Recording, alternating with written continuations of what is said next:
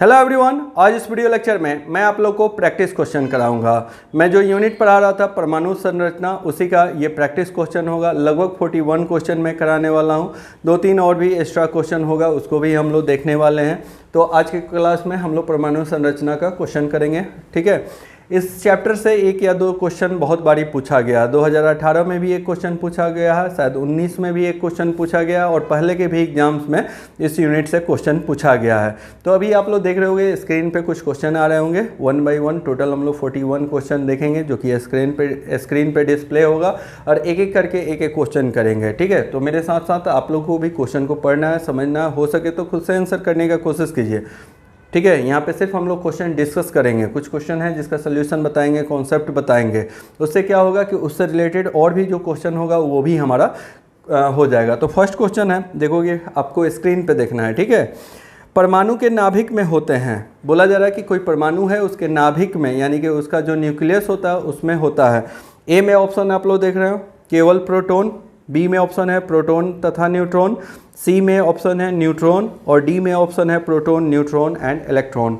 पिछले video lecture में भी मैंने बताया था कि जो न्यूक्लियस होता है उस न्यूक्लियस में 2 तरह के चार्ज पार्टिकल्स होते हैं, और उनका नाम होता है प्रोटॉन एंड न्यूट्रॉन। तो इसमें ऑप्शन कौन सा लगाओगे, तो इसका ऑप्शन होगा बी, यानी कि परमाणु के नाभिक में प्रोटॉन और न्यूट्रॉन होता है। ये बात हम पहले से भी बताते हैं कि न्यूक्लियस जो होता है ये यहाँ होगा, और ये प्रोटॉन और न्यूट्रॉन रहेगा, और इलेक्ट्रॉन जो होता है ऑर्बिट्स में रिवॉल्व होते रहता है। सेकेंड क्वेश्चन देखेंगे, परमाणु को सर्वप्रथम किसने विभाजित किया था, ठीक है। परमाणु बोलने का मतलब है एटम को सर्वप्रथम किसने विभाजित किया था। तो एटम को सर्वप्रथम बैकेरल ने इसको विभाजित किया था, ठीक है। यहाँ पे डाल्टन है, जे थॉमसन है, ठीक है। उसके बाद बैकेरल है और थॉमस ग्राहन है। तो इसका ऑप्शन होगा बैकेरल, इसको याद रखना है, ठीक है। थर्ड क्वेश्चन देखते हैं, परमाणु के नाभिक में स्थित प्रोटॉनों तथा न्यूट्रॉनों की संख्या कहलाती है। परमाणु के नाभिक में मतलब कोई परमाणु है, इसके नाभिक में यानी कि न्यूक्लियस में प्रोटॉन और न्यूट्रॉन की संख्या को क्या बोलते हैं, बताया है आप लोगों को। 2 टॉपिक पढ़ाए थे, एक पढ़ाए थे परमाणु संख्या जिसको परमाणु क्रमांक बोला जाता है, और दूसरा हम टॉपिक पढ़ाए थे द्रव्यमान संख्या। तो द्रव्यमान संख्या में हमने क्या पढ़ाया था, जो द्रव्यमान संख्या ए होता है इसका वैल्यू होता है P+n, ठीक है, या फिर Z+n। प्रोटॉन और न्यूट्रॉन के संख्या को क्या बोला जाता है, द्रव्यमान संख्या, यानी कि ए से रिप्रेजेंट किया जाता है। अगर इंग्लिश में बोला जाए तो इसको हम लोग क्या बोलते हैं, मास नंबर बोलते हैं। तो द्रव्यमान संख्या इसका आंसर होगा, यानी कि ऑप्शन नंबर ए सही है। तो ऑप्शन नंबर ए आप लोग को कर लेना है। नाभिक का आकार होता है, ठीक है, जो न्यूक्लियस होता है इसका साइज कितना होता है, तो इसका जो साइज होता है 10⁻12 सेंटीमीटर होता है। याद रखना, इसका जो साइज होता है वो कितना होता है, 10⁻12 सेंटीमीटर होता है, ठीक है। ये इंपॉर्टेंट क्वेश्चन है, बहुत लोग ये समझते हैं 10⁻−15, नहीं, ये आंसर गलत है, 10⁻12 सेंटीमीटर होगा। तो ये सब रटने वाला चीज़ है, इसको याद रखना है। निम्नलिखित में से 5वां क्वेश्चन देखेंगे, निम्नलिखित में से कौन सा कथन असत्य है। पहला है परमाणु के संयोग से अणुओं का निर्माण होता है। परमाणु के संयोग से, जैसे मान लो एक परमाणु H है और दूसरा ऑक्सीजन है, तो इसके संयोग से अणु बनता है क्या, H2O जैसे जानते हैं। तो ये परमाणु के संयोग से क्या बनता है, अणु बनता है। तो ये तो बात सही है, तो ये सत्य है, असत्य हम लोग को चुनना है। परमाणु अविभाज्य है, क्या परमाणु यानी कि एटम अविभाज्य है, तो आज के डेट में सही बात है, अविभाज्य है। उसको इलेक्ट्रॉन और प्रोटॉन न्यूट्रॉन में विभाजित किया जा सकता है। तो ये भी गलत, ये क्या है, तो ये जो है परमाणु अविभाज्य है, ये हमारा गलत कथन है, क्योंकि परमाणु को विभाज्य किया जा सकता है। एक ही तत्व के सभी परमाणु एक जैसे होते हैं, एक ही तत्व के सभी परमाणु एक जैसे होते हैं, तो बिल्कुल सही है, एक तत्व का सारा परमाणु एक ही तरह का होगा। जैसे मान लो सोडियम है या क्लोरीन है, कुछ भी है, तो क्लोरीन का सारा गुण जो है Cl का सारा गुण होगा, जितना भी क्लोरीन एटम होगा सबका गुण समान होगा। एक ही तत्व के परमाणु के रासायनिक गुण समान होते हैं, ये भी बात सही है। तो असत्य क्या हो गया, बी, 5 का बी ऑप्शन हो जाएगा, ठीक है। तो बी ऑप्शन लगा लीजिएगा। चलिए 6ठा नंबर क्वेश्चन देखिए, किसी तत्व का सूक्ष्मतम कण जो स्वतंत्र अवस्था में रह सकता है कहलाता है। ये बहुत ही इंपॉर्टेंट क्वेश्चन है, ये बार बार पूछा गया है। बोला जा रहा है कि किसी तत्व का सूक्ष्मतम कण, मतलब कोई तत्व है, ठीक है, जिसका सबसे जो सूक्ष्मतम कण होता है जो स्वतंत्र अवस्था में रह सकता है कहलाता है। मतलब किसी तत्व का जो सबसे सूक्ष्मतम कण, स्मॉलेस्ट पार्टिकल, जो कि फ्री स्टेट में रह सकता है, उसको हम लोग क्या बोलते हैं? तो उसको हम लोग बोलते हैं अणु। क्या बोलते हैं? अणु। बहुत लोग समझते हैं कि परमाणु होगा। परमाणु जो है ये स्वतंत्र अवस्था में नहीं रहता है। जैसे हाइड्रोजन है, मतलब अगर इनर्ट गैस के परमाणु को छोड़ दिया जाए, तो इनर्ट गैस के परमाणु को छोड़ दिया जाए तो बाकी के जितने तत्व हैं उनका परमाणु फ्री स्टेट में नहीं रहता। जैसे हाइड्रोजन है, ऑक्सीजन है, तो हाइड्रोजन और ऑक्सीजन का जो ये परमाणु है ये फ्री स्टेट में नहीं रहता है, हमेशा किसी ना किसी के साथ कॉम्बाइन करके मॉलिक्यूल्स बना के रहता है। तो मॉलिक्यूल्स फ्री अवस्था में होता है। मॉलिक्यूल्स को ही हम लोग क्या बोलते हैं? अणु बोलते हैं। तो छठा का ए ऑप्शन हो जाएगा। एक तत्व का परमाणु क्रमांक 19 तथा परमाणु भार, 7 नंबर क्वेश्चन देखिएगा। एक तत्व का परमाणु क्रमांक, ठीक है, परमाणु क्रमांक मतलब जेड का वैल्यू हो गया 19 है, और बोला जा रहा है परमाणु भार। यहाँ पे परमाणु भार का मतलब है ए से, परमाणु भार मतलब द्रव्यमान संख्या को बोल रहा है, ठीक है। तो 39, ये हम आप लोगों को जब पढ़ा रहे थे लास्ट वीडियो लेक्चर तब भी ये क्वेश्चन कराए थे, लेकिन परमाणु भार के जगह पे हम द्रव्यमान संख्या किए थे। तो सम टाइम परमाणु भार के जगह द्रव्यमान संख्या के जगह पे परमाणु भार दिया रहता है, इस बात को थोड़ा ध्यान देना होगा, ठीक है। 39 है। इसमें न्यूट्रॉनों की संख्या कितना होगा? तो देखो जेड का वैल्यू दिया है जिसको हम लोग परमाणु संख्या बोलते हैं, और ये द्रव्यमान संख्या यानी कि परमाणु भार हो गया। अब इसमें से निकालना क्या है? तो न्यूट्रॉन का संख्या निकालना है। हम लोगों ने क्या पढ़ा था? जो एटॉमिक नंबर होता है जेड, ये प्रोटॉन संख्या के बराबर होता है, पढ़े हैं ना। और ए का जो वैल्यू होता है वो होता है Z plus N. Z plus N होता है, ये सारा रिलेशन बताया हुआ। जेड एटॉमिक नंबर होता है, एन हमारा न्यूट्रॉन का संख्या होता है। तो यहाँ पे ए का वैल्यू दिया हुआ है, जेड का वैल्यू दिया, निकालना क्या है? एन का वैल्यू निकालना है, तो ए माइनस जेड कर लेंगे। ए का वैल्यू देखोगे कितना हुआ? 39। जेड का वैल्यू कितना है? तो जेड का वैल्यू है 19। तो इस तरीके से सॉल्व करोगे तो 20 आ जाएगा। न्यूट्रॉन का संख्या कितना हो जाएगा? 20 हो जाएगा, ठीक है। तो इस तरह का क्वेश्चन दिया हुआ रहता है, बनाना पड़ता है। अगला क्वेश्चन जो है 8 नंबर क्वेश्चन, इसमें आप लोगों को एटॉमिक नंबर याद रखना पड़ेगा, परमाणु संख्या याद रखना पड़ेगा। हम आप लोगों को बार बार बोल रहे हैं, 2-3 बार बोल रहे हैं कि परमाणु संख्या कम से कम 1 से लेकर 30 तक याद कर लो, ठीक है। जैसे पूछा जा रहा है कैल्शियम परमाणु में प्रोटॉनों, न्यूट्रॉनों तथा इलेक्ट्रॉनों की संख्या का मान क्रमशः होता है। बोला जा रहा है कि कोई कैल्शियम परमाणु है, इसमें प्रोटॉन, न्यूट्रॉन और इलेक्ट्रॉन का संख्या कितना होगा? तो कैल्शियम में प्रोटॉन, न्यूट्रॉन और इलेक्ट्रॉन का संख्या कितना होगा? कैल्शियम का एटॉमिक वेट कितना होता, एटॉमिक नंबर कितना होता है, ठीक है। परमाणु संख्या कितना होता है कैल्शियम का, बताइए। तो परमाणु का कैल्शियम कैल्शियम का जो परमाणु संख्या होता है वो 20 होता है। तो कैल्शियम का परमाणु संख्या 20 होने का मतलब है इसमें प्रोटॉन का भी संख्या कितना होगा, क्योंकि Z=P होता है, तो इसमें 20 हो जाएगा प्रोटॉन का संख्या। और हम बताएं कि किसी एटम में जितना प्रोटॉन का संख्या होता है उतना ही इलेक्ट्रॉन का संख्या होता है, तो इसमें इलेक्ट्रॉन भी 20 होगा और न्यूट्रॉन भी कितना होगा? 20 होगा। एक न्यूट्रल एटम के अंदर में जितना प्रोटॉन होता है उतना ही इलेक्ट्रॉन होता है, उतना ही न्यूट्रॉन होता है। फिर से हम रिपीट कर देते हैं, बहुत ही इंपॉर्टेंट पॉइंट है। एक न्यूट्रल एटम के अंदर में जितना प्रोटॉन का संख्या उतना ही इलेक्ट्रॉन का संख्या, उतना ही न्यूट्रॉन का संख्या। कल होके आपसे पूछा जा सकता है कि बताओ सोडियम में कितना प्रोटॉन, न्यूट्रॉन और इलेक्ट्रॉन, प्रोटॉन और न्यूट्रॉन होता है, किसमें? सोडियम में। सिंपली पूछ दिया। तो आपको इसका एटॉमिक नंबर जेड का वैल्यू याद रखना है। इसका जेड का वैल्यू कितना होगा? सोडियम का 11। तो ये एटॉमिक नंबर 11 हुआ, यानी कि परमाणु संख्या 11 हुआ, यानी कि ये क्या है? पी का वैल्यू है, उसमें प्रोटॉन का संख्या 11 है, तो इलेक्ट्रॉन का भी संख्या 11 हो जाएगा, न्यूट्रॉन का भी संख्या कितना हो जाएगा? 11 हो जाएगा। आ रहा है बात समझ में? तो इस तरीके से आपको क्वेश्चन पे ध्यान देना। किसी भी एलिमेंट्स का पूछ देगा, कल होकर सिलिकॉन का पूछ देगा कि बताइए सिलिकॉन में नंबर ऑफ प्रोटॉन, न्यूट्रॉन और क्या बोलते हैं, इलेक्ट्रॉन कितना होगा, इलेक्ट्रॉन प्रोटॉन और न्यूट्रॉन सिलिकॉन एटम में यानी कि सिलिकॉन के परमाणु में कितना होगा। तो एटॉमिक नंबर याद रहेगा तभी आप कर सकते हो इसका आंसर। तो सिलिकॉन का एटॉमिक नंबर कितना होता है, 14 होता है।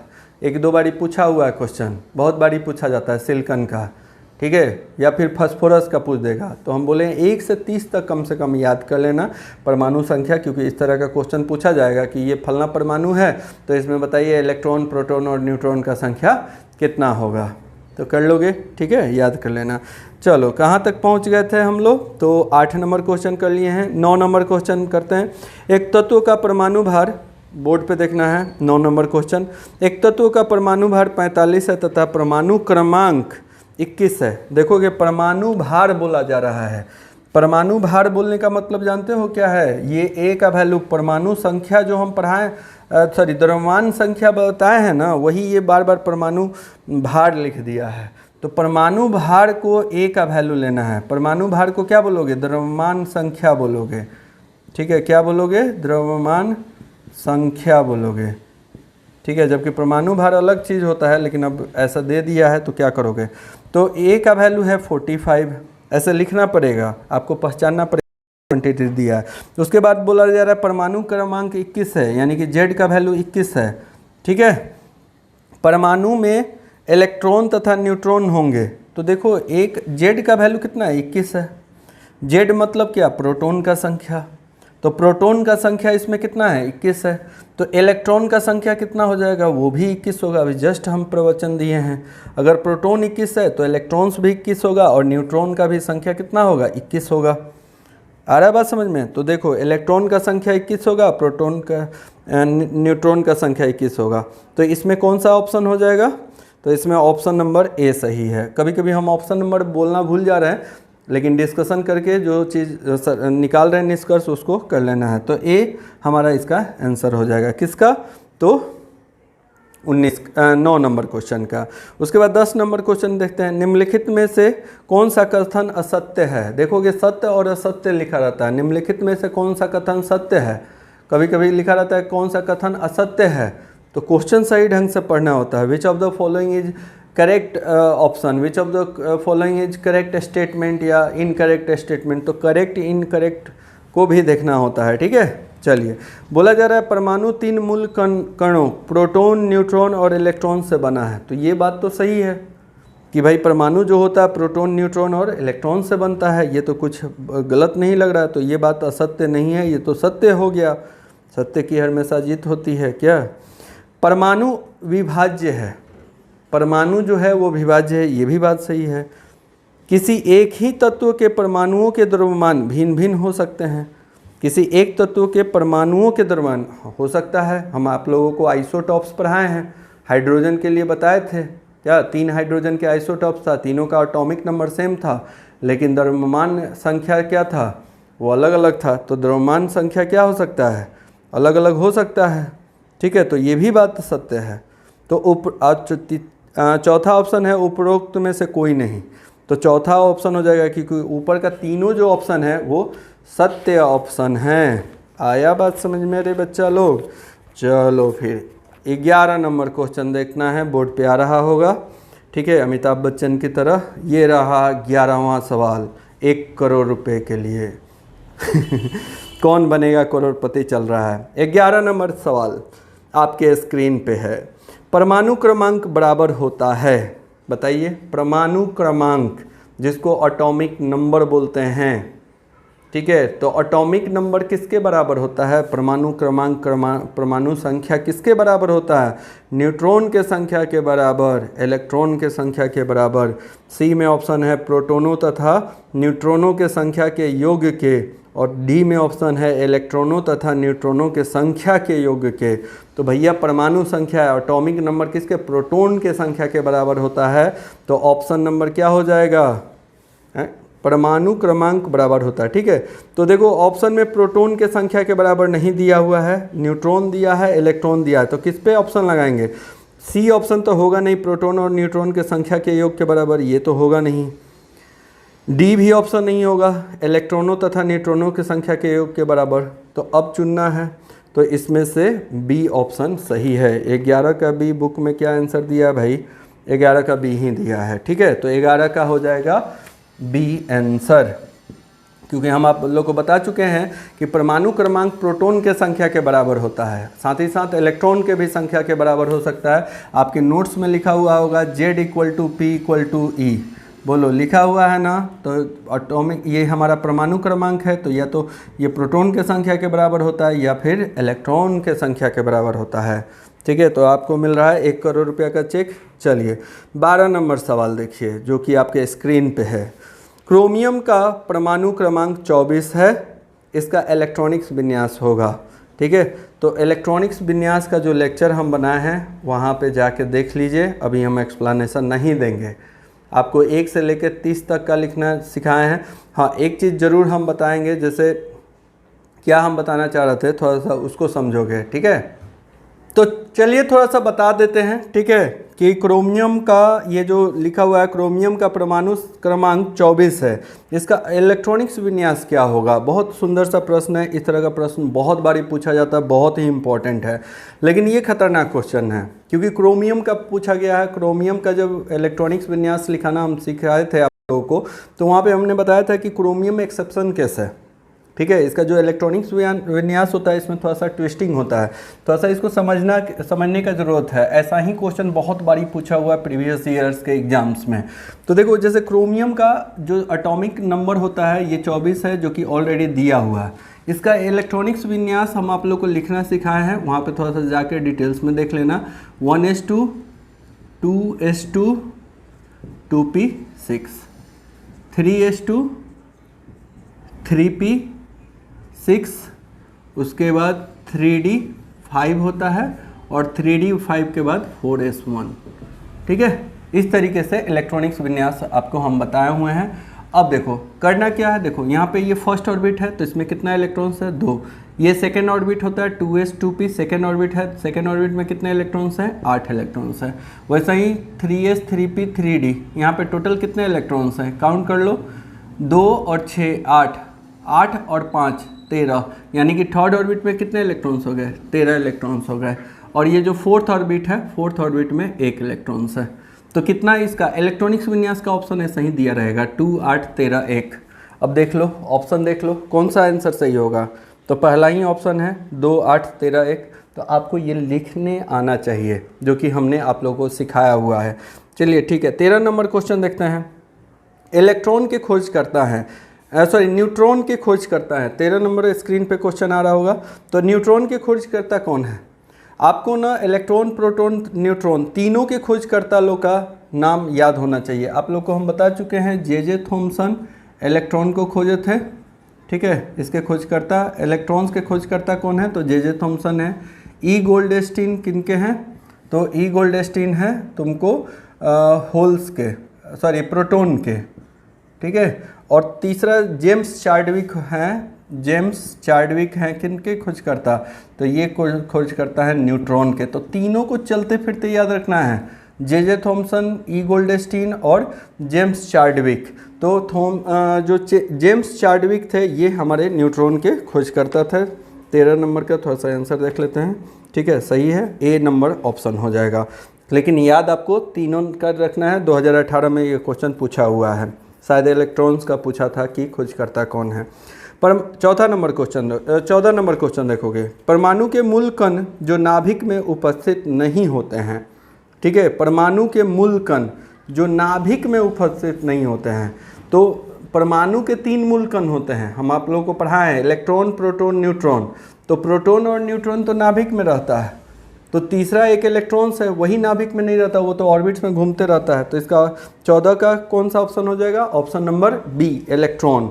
ठीक है, जो कि परमाणु के नाभिक में नहीं हो सकता है। 15 नंबर क्वेश्चन देखोगे। निम्नलिखित में से किस मूल कण का ऋणावेश होता है? मतलब पूछा जा रहा है 3 मूल कण होता है, कौन कौन सा? इलेक्ट्रॉन, प्रोटॉन और न्यूट्रॉन। तो इसमें से पूछा जा रहा है निम्नलिखित में से किस मूल कण पर ऋणावेश होता है? ऋणावेश मतलब निगेटिव चार्ज इन तीनों में से कौन सा होता है?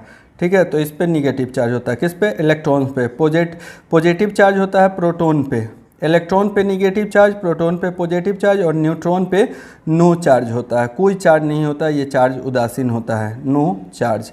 तो इस तरीके से आपको चलते फिरते याद रखना है। इलेक्ट्रॉन पे निगेटिव चार्ज ऋणावेश होता है, प्रोटॉन पे धनावेश होता है और इस पर कोई चार्ज नहीं होता है। तो 14 का ऑप्शन क्या हो जाएगा, परमाणु के मूल कण जो नाभिक, ये तो हो गया 15 नंबर सॉरी, निम्नलिखित में से किस मूल कण पे ऋणावेश होता है, तो इलेक्ट्रॉन होगा, जो कि 15 का ए ऑप्शन सही है। 16 नंबर क्वेश्चन देखिए, इलेक्ट्रॉन की सन्निहित होती है हाइड्रोजन नाभिक की, ठीक है। तो इलेक्ट्रॉन की सन्निहित मतलब उसका भार कितना होता है, तो नाभिक का 1/1850 होता है। तो इसका ऑप्शन नंबर डी हो जाएगा। ये बहुत ही इंपॉर्टेंट क्वेश्चन है, 16 नंबर VVI क्वेश्चन है, याद रखोगे। न्यूट्रॉन पे आवेश होता है, न्यूट्रॉन पे कौन सा आवेश होता है, नो आवेश होगा, कोई आवेश नहीं होगा, उदासीन होगा। तो 17 का ऑप्शन नंबर होगा सी, ठीक है, उदासीन। 18 नंबर, परमाणु के प्रथम कक्षा में अधिकतम इलेक्ट्रॉन हो सकते हैं, परमाणु के प्रथम कक्षा में अधिकतम इलेक्ट्रॉन हो सकते हैं। परमाणु के प्रथम कक्षा में कितना इलेक्ट्रॉन्स हो सकता है, क्वांटम नंबर पढ़ाए थे तो बताए थे ना 2n² का फार्मूला। तो फर्स्ट कक्षा में मैक्सिमम 2 इलेक्ट्रॉन्स हो सकता है, दूसरे में 8, तीसरे में 10, इस तरीके से हमने बताया था। कुछ नहीं, ये n जो होता है ये परमाणु कक्षा को बताता है। तो यहाँ पे 1 पुट कर दोगे तो 2 × 1 का स्क्वायर करोगे तो 2 आ जाएगा, ठीक है। परमाणु के प्रथम कक्षा में अधिकतम इलेक्ट्रॉन हो सकते हैं, कितना, तो 2। निम्नलिखित में से अणु के लिए सत्य कथन है, निम्नलिखित में से अणु के लिए सत्य कथन है, कौन सा सत्य कथन है बताइए, बोलिए। निम्नलिखित में से अणु के लिए सत्य कथन है, अणु मतलब मॉलिक्यूल्स होता है, ठीक है। तो अणु के लिए सत्य कथन क्या हो सकता है, तो पहले पढ़ते हैं।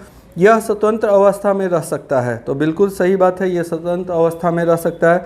इसमें परमाणु का अनुपात निश्चित होता है, ये भी बात सही है। जैसे मान लो H2O है तो इसमें परमाणु का निश्चित अनुपात है, 2 हाइड्रोजन है तो 1 ऑक्सीजन है, ठीक है। द्रव्यमान संख्या के अनुसार भी इसको हम लोग बोल सकते हैं। तो ये एक निश्चित अनुपात में होगा, जो भी अणु होगा उसमें जो परमाणु होते हैं उनका निश्चित अनुपात होता है। ये वाटर मॉलिक्यूल्स का बता दिए, ये वाटर का यानी कि पानी का अणु है। अगर मान लो CO2 होगा तो इसमें भी कार्बन का और ऑक्सीजन का अनुपात क्या होता है, निश्चित होता है।